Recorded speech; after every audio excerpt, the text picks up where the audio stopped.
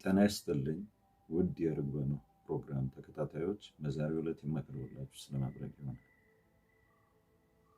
መብረቅ የራሱ የሆነ ትርጉም አለው፣ የራሱ የሆነ ኃይል ይኖረዋል። መብረቅ በርካታ ጥቅሞችም ጉዳቶችም አሉት። ጥቂቱን እንኳን ብንመለከት መብረቅ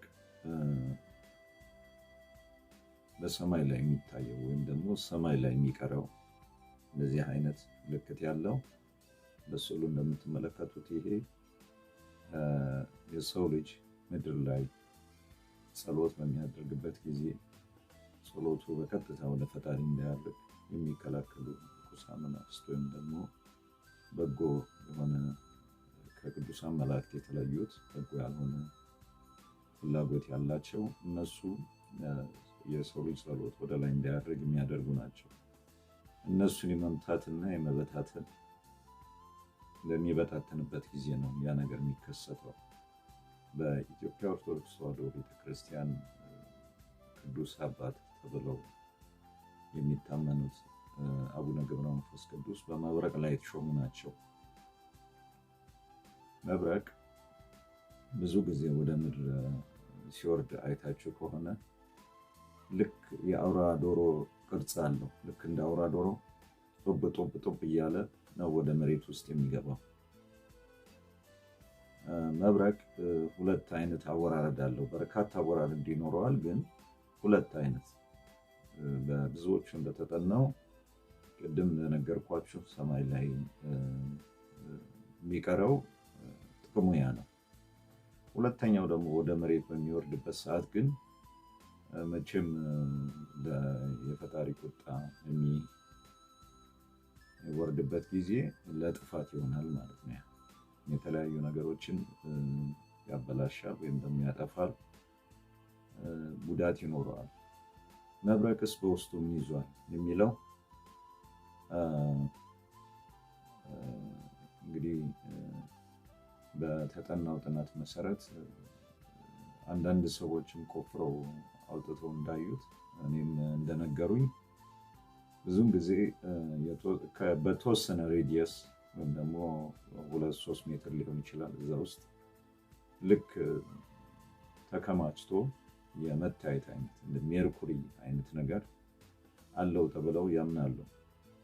ሆነም ቀረም ዛሬ ስለ መብረቅ ልነግራችሁ ሳይሆን በእኔ መጽሐፍ ተርጉም የጻፍኩት መጽሐፍ ላይ ስለ አንድ አሜሪካዊ ከ7 ጊዜ በላይ መብረቅ ስለመታውና ግን ስላልሞተ አሜሪካዊ ታሪክ ልነግራችሁ ወደድኩ።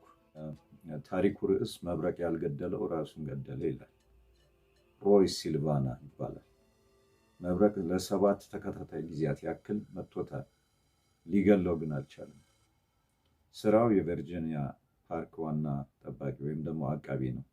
ይህ አሜሪካ የቨርጂኒያ መብረቅ አስተላላፊ ሰው ወይም ደግሞ the human lightning conductor of ቨርጂኒያ ብለው የሰየሙት ሰው መብረቅ ይከታተለው የጀመረው ጊዜው በ1942 እንደ አውሮፓ አቆጣጠር ሲሆን በዛው ዓመት የእግሩ ትልቅ ጣት ጥፍር በመብረቅ አጥቷል። በጁላይ 1969 እንደ አውሮፓ አቆጣጠር በተጻፈው ታሪክ የአይኑ ቅድብ አጥቷል። በጁላይ 1970 እንደ አውሮፓ አቆጣጠር የግራ ጀርባው በመብረቅ ተቃጥሏል። በአፕሪል 16 1972 እንደ አውሮፓ አቆጣጠር የራስ ፀጉሩን መብረቅ አቃጥሎታል። መጨረሻ ላይም በኦገስት 7 1973 እንደ አውሮፓ አቆጣጠር መኪና እያሽከረከረ ሲዟዟር ከትንሽ ደመና ዝናብ መብረቅ ወረደና ጭንቅላቱን መታው። ግን አንዳች ጉዳት ሳያደርስበት ባርኔጣውንና ፀጉሩን ብቻ አቃጠለው። በምቱም ከመኪናው ወጥቶ ከ10 ጫማ ወይም ደግሞ 304.80 ሴንቲሜትር በላይ ርቀት ያለው ቦታ ላይ ጥሎታል፣ ወይም ወረወረው ማለት ነው። ከወደቀበት ተነስቶ በሁለት እግሮቹ ያለ አንዳች ችግር ተጉዟል። ሆኖም በምቱ የግራ እግሩ ጫማ አውጥቶበታል። በመብረቁ የተመታው አካሉን ለማቀዝቀዝ ደግሞ ባልዲ ሙሉ ውሃ ጭንቅላቱ ላይ ቸለሰ። በኋላም በጁላይ 5 1976 እንደ አውሮፓ አቆጣጠር ለ6ኛ ጊዜ በመብረቅ ሲመታ የእግሩ ቁርጭምጭሚት ክፉኛ ተጎዳ።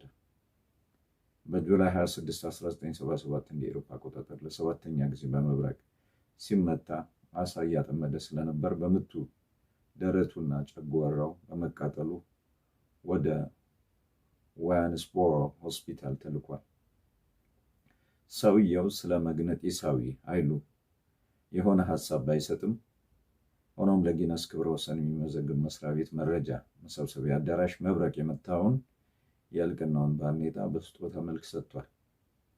በሴፕቴምበር 1983 እንደ አውሮፓ አቆጣጠር ከተገኘው መረጃ እንደታወቀው ከሚወዳት ሴት ፍቅረኛው በመለየቱ በራሱ ጠበንጃ ተኩሶ ራሱን እንዳጠፋ ታውቋል።